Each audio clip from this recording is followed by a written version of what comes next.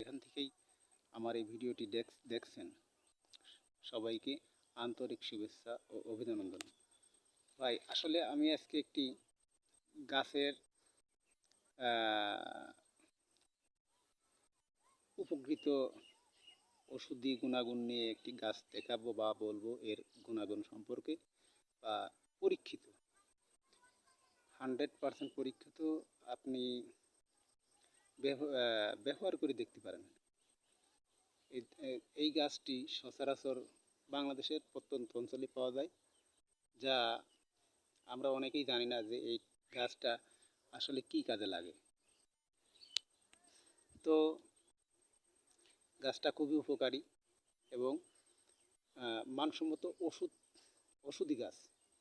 এটা ঝড়ে জঙ্গলে রাস্তার সাইডে, রাস্তার পাশে একটি গুল্ম জাতীয় উদ্ভিদ, 5 থেকে 6 ফিট উচ্চতা। এর পাতা, বাকড়, শিকড় ও ফুল এবং ফল উভয়ই ওষুধি কাজে ব্যবহৃত হয়। তো যদি কারোর কান পাকা রোগ থাকে, তাহলে এর জালি পাতা, অর্থাৎ এইখানে দেখেন, এইখানে এই যে কুশি পাতা, না আমি পাতাটা ছিঁড়ব না, এই কুশি পাতা কয়েকটা ছিঁড়ে ভালোভাবে ধুয়ে একটু হালকা রোদে নরম করে নিয়ে, তো একটা ন্যাকড়া, পরিষ্কার ন্যাকড়ার ভিতরে সুন্দর করে দিয়ে ভালো করে টাইট ফিট করে ডলবেন, কচলাবেন। কচলাইয়ে এখান থেকে কিছু পরিমাণ রস বের করবেন। মানে কষ্ট হবে, রস বেরোবে না, বের করতে হবে।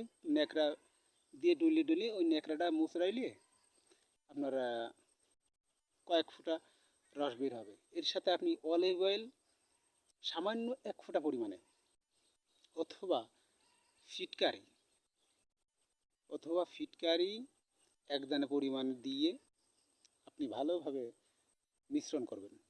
মিশ্রণ করার পরে এইটা যার কান পাকা আছে তার কানের ভিতরে দিয়ে রাখবেন, হয়তো 2-1 দিন কিংবা তার থেকেও 1 দিন বেশি লাগতে পারে।